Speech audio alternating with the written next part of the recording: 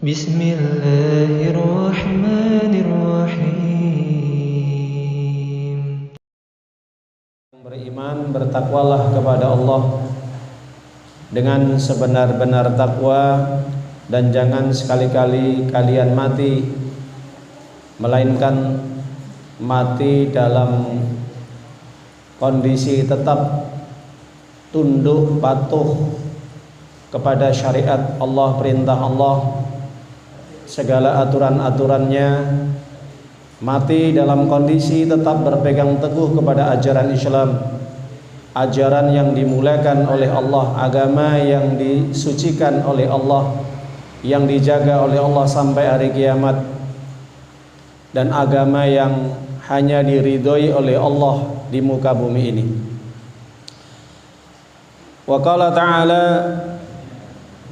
Allah berfirman di dalam ayat yang lain, qalu inna tatayyarna bikum la illam tantahu lanarjumannakum wa lamassannakum minna adzabun alim. Qalu ta'irukum ma'akum ma'in dzukirtum bal antum qaumun musrifun. Mereka orang-orang musyrik penyembah berhala mengatakan, sesungguhnya kami bernasib malang atau bernasib sial karena kalian wahai utusan-utusan Allah, yaitu para nabi, para rasul. Sesungguhnya jika kamu tidak berhenti untuk mengajak, mendakwai kami, niscaya kami akan menghukum kalian dan kalian akan mendapatkan siksa yang pedih dari kami. Maka utusan-utusan Allah, para rasul itu berkata, kemalangan, bernasib sial itu karena diri kamu, karena ulah perbuatan kamu sendiri. Apakah jika kalian diberi peringatan kemudian kalian bernasib sial atau malang? Sebenarnya kalian adalah kaum yang melampaui batas. Rabbi shrah li sadri wa yassir li amri wahlul 'uqdatam min lisani yafqahu qawli. Rabbi zidna ilma warzuqna fahma waj'alna minas sholihin. Amma ba'd. Para jamaah Bapak Ibu yang dimuliakan oleh Allah, tidak lupa kita bersyukur kepada Allah atas segala limpah nikmat yang Allah berikan pada kita yang tidak terhitung nilainya. Kalau kita menghitung nikmat-nikmat Allah, maka tentunya kita tidak akan mampu untuk menghitung nikmat yang begitu banyak yang sudah Allah berikan kepada kita semuanya, baik nikmat secara zahir maupun nikmat secara batin. Maka para jamaah Bapak Ibu yang dimuliakan oleh Allah Subhanahu wa taala, orang-orang yang senantiasa menggunakan nikmat Allah dengan cara yang baik di jalan Allah, maka ini disebut sebagai orang yang bersyukur kepada Allah Subhanahu wa taala. Sebaliknya, siapapun yang menggunakan nikmat yang Allah berikan digunakan untuk keburukan, kemaksiatan, perbuatan dosa, maka ini tandanya orang yang kufur kepada Allah Subhanahu wa taala. Kenapa? Karena nikmat yang Allah titipkan yang seharusnya memang digunakan untuk kebaikan, untuk beramal solih, untuk ketaatan kepada Allah. Sebaliknya, kalau nikmat yang Allah titipkan digunakan untuk berbuat durhaka, berbuat dosa, berbuat maksiat, maka jadinya nikmat ini akan menjadi malapetaka dan bencana. Meskipun pada dasarnya manusia itu memiliki sifat zalim kepada Allah dan ingkar kepada Allah, maka benar apa yang disampaikan oleh Allah di dalam surat Ibrahim, bahwa wa in ta'udu nikmatallah la tuhsuha innal insana ladzalumun kafar. Kalau kalian ingin menghitung nikmat yang sudah Allah berikan, niscaya kalian tidak akan mampu. Allah memberikan kedua mata untuk melihat, Allah memberikan kedua telinga untuk mendengar, Allah memberikan mulut, lisan ini untuk berbicara, kedua tangan untuk memegang sesuatu atau mengerjakan sesuatu, kedua kaki untuk berjalan, belum nanti organ-organ tubuh yang ada di dalam, ada jantung, paru-paru, ginjal, dan yang lainnya. Itu kalau seandainya nikmat itu digantikan dengan dunia dan seisinya, belum tentu akan bisa menggantikan nikmat yang sudah Allah berikan. Kenapa? Saking begitu mahalnya nikmat yang sudah Allah titipkan kepada kita semuanya para jamaah. Sebaliknya orang yang dia tidak mensyukuri nikmat yang Allah berikan, maka ini tandanya kata Allah orang dolim.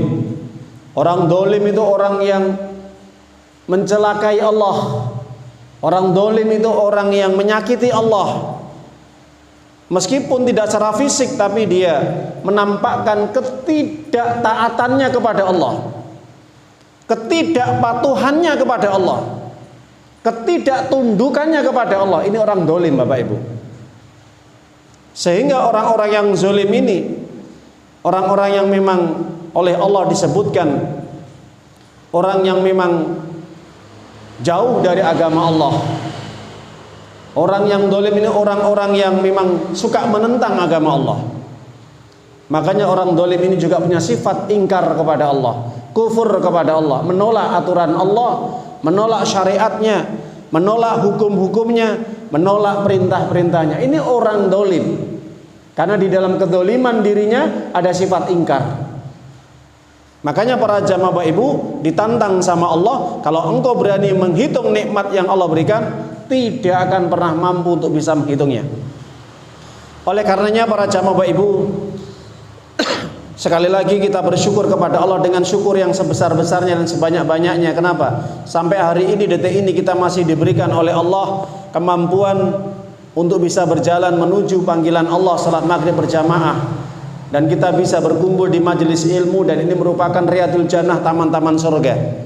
Hanya orang-orang yang diridhoi, hanya orang-orang yang dikehendaki kebaikannya saja mereka yang akan dibimbing oleh Allah untuk bisa mendapatkan ilmunya, untuk bisa mendapatkan keberkahannya, untuk bisa mendapatkan jannahnya, surganya. Kenapa? Karena orang menuntut ilmu merupakan jalan tercepat untuk menuju surga. Sebagaimana Nabi Muhammad SAW menjelaskan dalam hadis Sahih Imam Muslim, man salaka tariqan yaltamisu fi ilman sahala bi tariqan ilal jannah. Siapapun orang yang keluar dari rumah dalam rangka untuk mencari ilmu agama, menuntut ilmu syar'i supaya dia bisa ibadah kepada Allah secara benar berdasarkan petunjuk ilmu yang dia pelajari, yang dia cari, maka Allah akan menggantinya, Allah akan mengganjarnya, Allah akan membelinya dengan surga. Dan jalan yang tercepat menuju surga adalah ilmu. Oleh karena itu para jamaah Bapak Ibu, berbanggalah hari ini. Kenapa?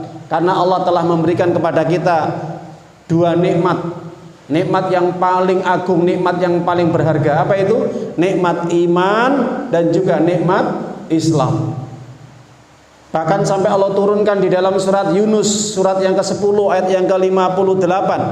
Qul bi fadlillahi wa bi rahmatihi fabidzalika falyafrahu huwa khairum mimma yajma'un.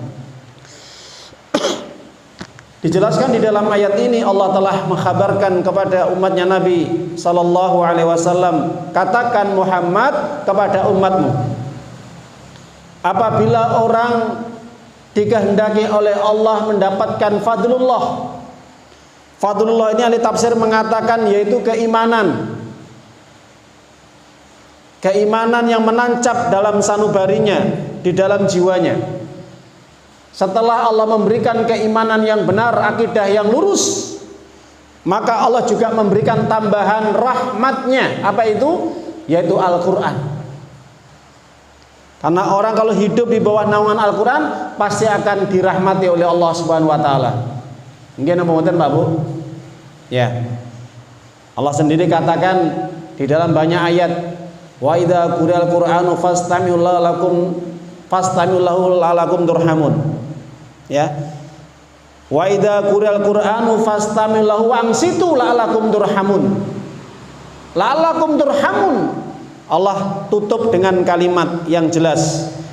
Siapapun orang yang mau mendengarkan Al-Quran dibacakan ayat-ayatnya, didengarkan dengan baik, dipahami, direnungi kandungannya, kemudian diamalkan, cukup dia mendengarkan saja dan dia diam, maka sudah diberi rahmat oleh Allah. Masya Allah, luar biasa keagungan Allah. Juga Allah katakan di dalam surat Al-An'am surat yang ke-6 ayat yang ke-155, wa hadza kitabun anzalnahu mubarak fattabi'uhu wattaqu la'allakum turhamun. Turhamun lagi. Inilah kata Allah, inilah Al-Qur'an yang aku turunkan kepada kalian.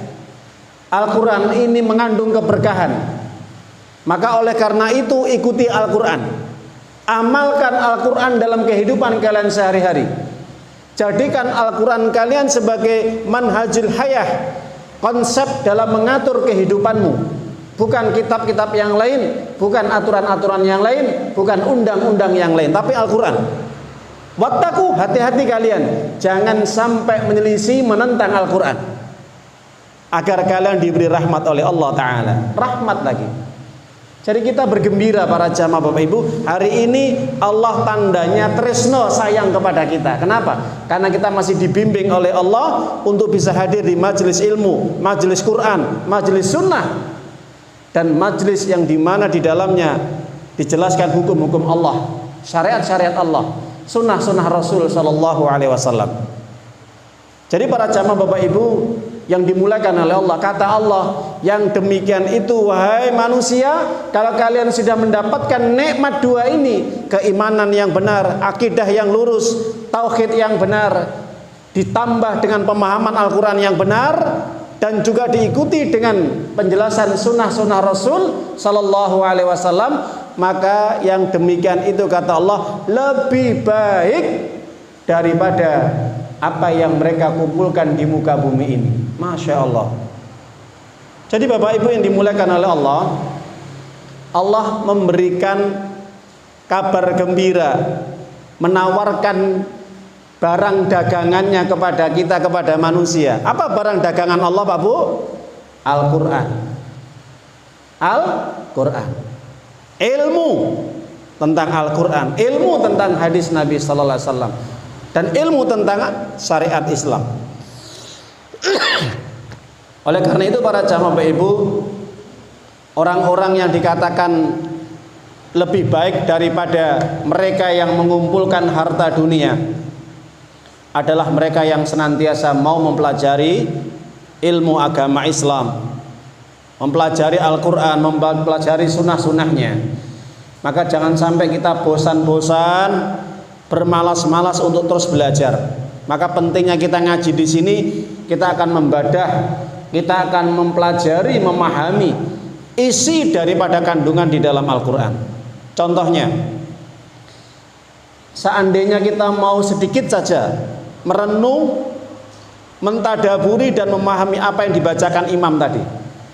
Surat apa Bapak Ibu tadi yang dibacakan imam? Surat Yasin.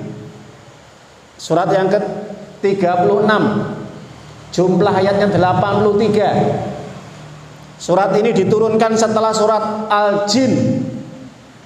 Ini asbabun nuzulnya, urutan suratnya. Tapi kalau surat urutan di mushafnya di Al-Quran itu surat yang ke-36. Tapi kalau urutan nuzulul Qurannya, sebab-sebab surat itu turun, surat ini diturunkan setelah surat Jin. Gitu para jamaah Bapak Ibu ya. Jumlahnya 83. Siapa yang tidak mengenal surat Yasin? Sudah populer di tengah masyarakat kita. Hampir tiap pekan, tiap malam Jumat atau malam Sabtu dibacakan surat Yasin. Yang jadi pertanyaan, faham tidak isinya? Faham tidak isinya? Itu. Makanya kalau kita fahami secara mendalam apa yang dibacakan imam ayat 13 sampai ayat yang ke-19 tadi, mengambil, mencuplik beberapa ayat yang dibacakan imam rakaat yang pertama dan kedua, disambung tadi ya. Meskipun insya Allah saya pribadi insya Allah sudah hafal dan lebih mengenal lagi kalau paham isinya. Percuma kalau kita membaca, hafal tapi tidak paham isinya. Seperti kita makan buah tapi kita tidak merasakan isinya, hanya merasakan kulitnya saja. Ini kurang nikmat. Taib. Kalau kita fahami, kita bedah, para jamaah Bapak Ibu rahimana rahimakumullah taala, di dalam surat Yasin ini, Masya Allah, ini mengandung akidah, mengandung tauhid. Di mana kandungan akidah tauhidnya, keimanannya adalah ketika ayat yang dibacakan tadi oleh imam di dalam sholat, itu dia menceritakan di dalamnya tersebut tentang dakwah para nabi, para rasul yang diutus oleh Allah kepada suatu daerah negeri yang namanya negeri Intakiyah. Negeri Intakiyah itu ya dipimpin oleh seorang penguasa raja, yang dimana raja ini ternyata penyembah berhala alias musyrik. Otomatis kalau penguasanya musyrik, pemimpinnya musyrik, menyembah selain Allah, otomatis dia punya aturan, punya kebijakan, maka dia berusaha memaksa rakyatnya, masyarakatnya untuk mengikuti aturannya, menyembah selain Allah. Gitu, betul? Karena rakyat, masyarakat pastinya akan mengikuti aturan, kebijakan pemimpinnya. Gitu, betul, Pak Bu?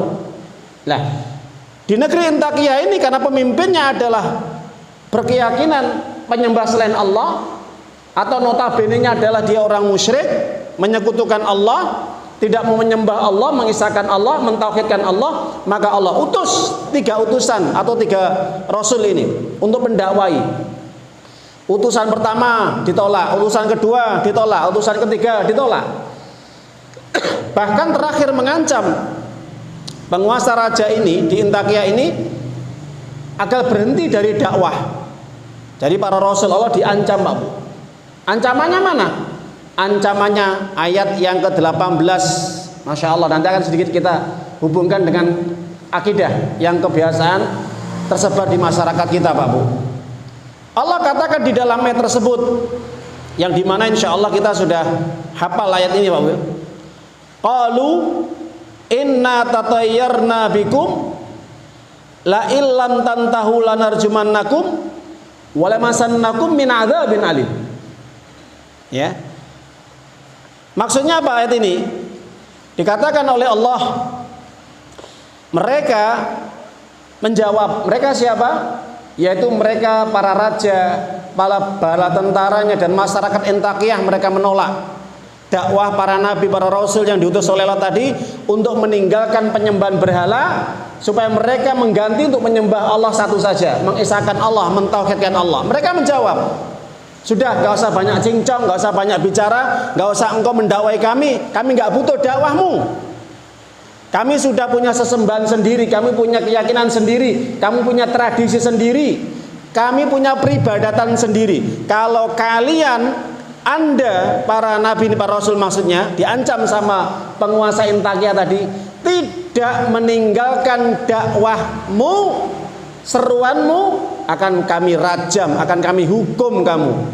Akhirnya bisa juga dibunuh, bisa juga disiksa, sebagaimana dialami oleh para rasul terdahulu, Pak Bu ya.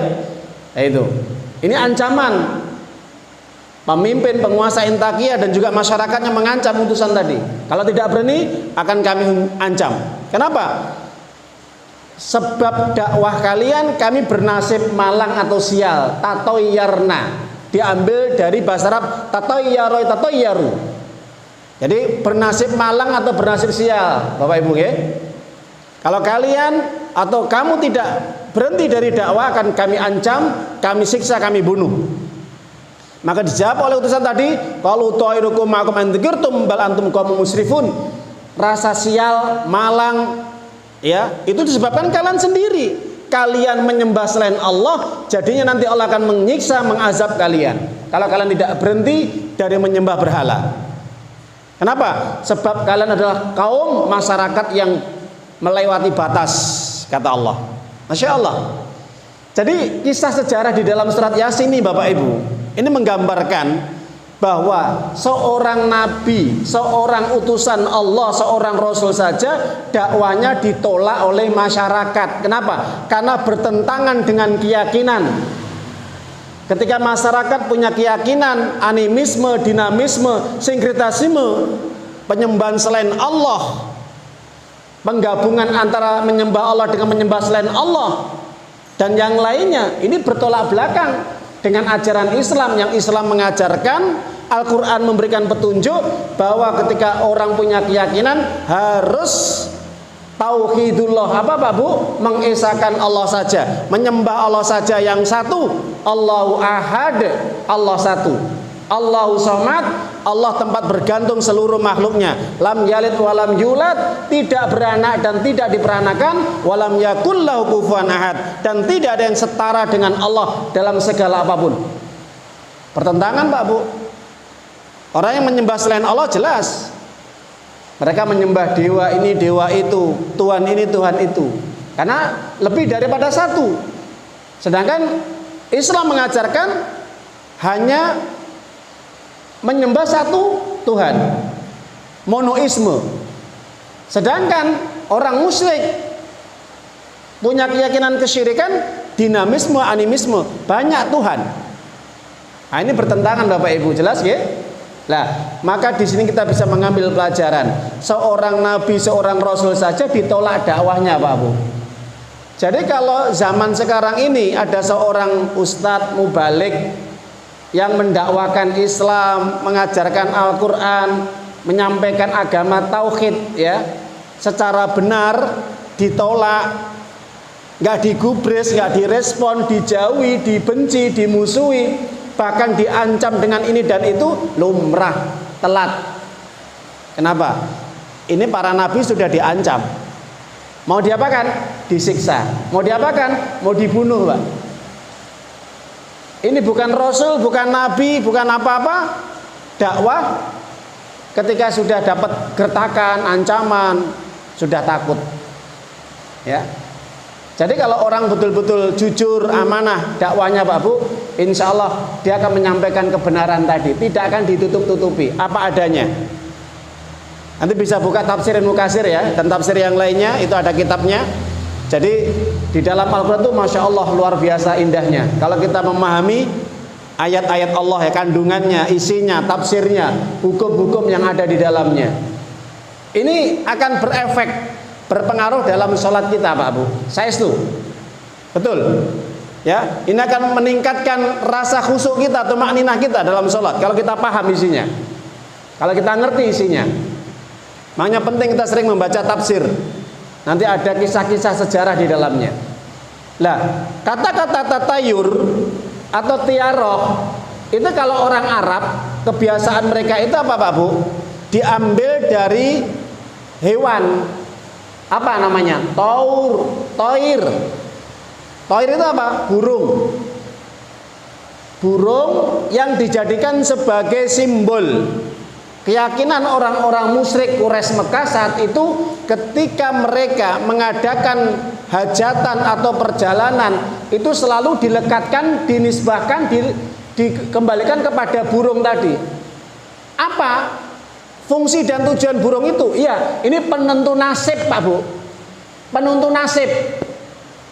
Jadi konon orang-orang Arab Quraisy Mekah sebelum Nabi berdakwah menjelaskan tentang tauhid, Islam, akidah yang benar, Al-Quran dan sunnahnya, maka kebiasaan orang-orang Arab Quraisy Mekah itu membiasakan keyakinan bahwa burung itu sebagai penentu nasibnya. Jadi kalau mereka ingin bepergian jauh atau safar, maka mereka akan menerbangkan burung toir atau tiaroh tadi, namanya tiaroh, pekerjaan tiaroh itu pekerjaannya dinisbahkan pada burung. Burung kalau terbang ke kanan itu menunjukkan nanti perjalanannya akan selamat sampai tujuan, aman Pak, baik, nggak ada masalah, nggak ada musibah. Sebaliknya kalau burung itu nanti terbang ke kiri, mereka beranggapan, berkeyakinan, wah ini sial, sehingga mereka mengurungkan bepergiannya atau nasibnya, sehingga nggak jadi pergi Pak Bu. Kenapa? Karena burung tadi terbang ke kiri, tidak terbang ke kanan, sehingga ini kan bertolak belakang ya. Kalau kanan itu nanti akan selamat, dianggap nanti aman tanpa ada hambatan, musibah. Sebaliknya kalau burung tadi terbang ke kiri, nanti ada musibah, ada kecelakaan, nanti ada kejadian ini dan itu, sehingga mereka mengurungkan keinginannya untuk bepergian. Sama ketika mereka ingin membangun rumah, membangun toko, ya, membuka toko, atau hajatan manten atau pernikahan, itu mereka selalu menyandarkan burung. Jadi sehingga burung itu dianggap sebagai sesuatu simbol yang harus diikutin. Kenapa? Karena mereka menganggap bahwa sial tidaknya itu karena burung. Sama, sial tidaknya karena hari, sial tidaknya karena bulan, sial tidaknya karena tanggal. Jadi kalau ada orang yang ngaku Islam, masih dia berkeyakinan sebagaimana keyakinan orang-orang musyrik Quraisy Mekah, dia akan mengadakan hajatan, dia harus menentukan perhitungan hari, tanggal, dan bulan. Coba nanti ketika masuk bulan Muharram Suro, kalau masih ada orang muslim yang berkeyakinan bahwa mereka akan mengurungkan nasibnya atau tujuan keinginannya disebabkan karena bulan Suro atau bulan Muharram itu mengandung sesuatu yang buruk, mereka akhirnya tidak jadi untuk melakukan acara atau mengadakan hajatan apapun. Maka jelas persis tradisi keyakinan orang musyrik ini. Kenapa? Karena bulan Suro, bulan Muharram dianggap bulan yang mendatangkan sial. Jelas Bapak Ibu? Loh, ini mendalam. Makanya kalau belajar surat Yasin di sini loh maknanya. Ini akidah Pak Bu. Orang yang seperti ini kalau sudah melekat dalam hatinya, ini bisa merusak imannya Pak Bu. Bisa membatalkan imannya, hati-hati. Kalau itu terus-menerus itu dipakai sampai dia meninggal dunia. Makanya sampai Allah katakan la in asrakta la yahbatanna amaluka wala takunanna minal khosirin. Surat Az-Zumar surat 39 ayat 65. Muhammad, kalau engkau berani menyekutukan aku dengan tandingan-tandingan yang lain, berbuat syirik maksudnya, akan aku hapus seluruh amalmu dan engkau termasuk orang yang rugi. Jelas Bapak Ibu? Ini peringatan keras dari Allah kepada Nabi Muhammad SAW. Kurang apa lagi? Kita buka lagi di dalam surat Al-Maidah ayat 72, surat yang kelima. Innahu may yusyrik billahi faqad harrama 'alaihil jannah wa ma huwa binnar wa ma lidzalimina min ansor. Apa kata Allah? Siapapun orang yang hidupnya menyekutukan Allah, berbuat syirik, termasuk tiara tadi ya, menyandarkan sesuatu dengan burung tadi, bernasib sial karena burung atau karena hari atau karena tanggal atau karena bulan, maka sungguh dia telah menyekutukan Allah. Siapapun yang seperti itu maka haram masuk surga, tempat tinggalnya di neraka, dan tidak ada penolong sedikit pun bagi orang-orang yang zalim. Nanti dibuka surat Al-Maidah ayat 72, surat yang kelima, posisi di mana ayat itu pertengahan sampai akhir. Masya Allah, ini penting kita belajar Pak. Makanya kalau kita mendalami Al-Quran di sini, makanya Nabi Muhammad SAW mengatakan siapapun orang yang mengurungkan niatnya disebabkan karena dia bersandar kepada tiara atau tatayur, sebagaimana surat Yasin ayat 18 tadi kata Nabi, maka sungguh dia telah menyekutukan Allah, berbuat syirik kepada Allah. Kenapa Pak Bu? Mana syiriknya? Syiriknya dia tidak punya keyakinan bahwa yang mendatangkan sial, yang menolak sial adalah Allah. Gimana apa betul Pak Bu? Dia menyandarkan yang mendatangkan sial, malang atau menghilangkan sial, bersandar kepada burung. Hati-hati Pak Bu. Ilane pernah kula diwaduli kali jamaah enten. Biasa tiang sepaipun itu oleh wonten badhe ngajat, wonten akan hajatan, manten, bangun rumah. Itu tanya ke dukun paranormal atau dongke, cari hari, tanggal, bulan yang bagus. Nanti dongke paranormal dukun tadi ketika memberikan saran, oh ini bagus, ini jangan, ini nanti sial, nanti akan mengalami bencana, ini dan itu. Lah itu, hati-hati. Nabi mengatakan siapapun datang ke paranormal, orang-orang pintar, dukun, dan dia mempercayai ucapan dukun tadi, maka kufur kepada ajaran Islam. Minimal dia tidak meyakini ucapan, cuma sekedar datang, sholatnya 40 hari tidak diterima sama Allah. Bisa dibuka nanti bab hadis haramnya larangan mendatangi dukun paranormal atau dongke kalau orang Jawa bilang. Depon Pak Bu, jelas? Jelas mboten? Makanya pentingnya kita belajar ngaji ngeten niki wau. Sangat mendalam ini. Jadi nggak sekedar kita baca, setelah baca nggak paham, nggak ngerti, sudah. Padahal perbuatan kita masih melekat tatayur tadi dalam diri kita. Hati-hati. Sholat kita nggak diterima Pak kalau kita berbuat syirik Pak. Okay? Sedekah kita, haji kita, umroh kita, tahajud kita, baca Quran kita, semuanya hilang. Semuanya hilang, lenyap. Karena kita menyekutukan Allah. Ya, itu sekelumit tentang tafsir penjelasan hukum-hukum yang terkait di dalam surat Yasin surat 36 ayat 18 19 tadi, intinya di situ. Jadi ketika para rasul, para utusan Allah tadi diusir, diancam, mau dibunuh, disiksa, itu disebabkan karena utusan-utusan atau para rasul tadi menganggap membuat kesialan di dalam negeri tadi. Ya, sehingga menimbulkan apa? Orang itu nggak senang dengan dakwah utusan tadi. Wes kowe nggak usah dakwah. Kalau kamu dakwah membuat kami malang, sial, menimbulkan bencana, perpecahan dan yang lainnya lah itu. Ayyuhalladzina amanu ittaqullaha haqqa tuqatih wa la tamutunna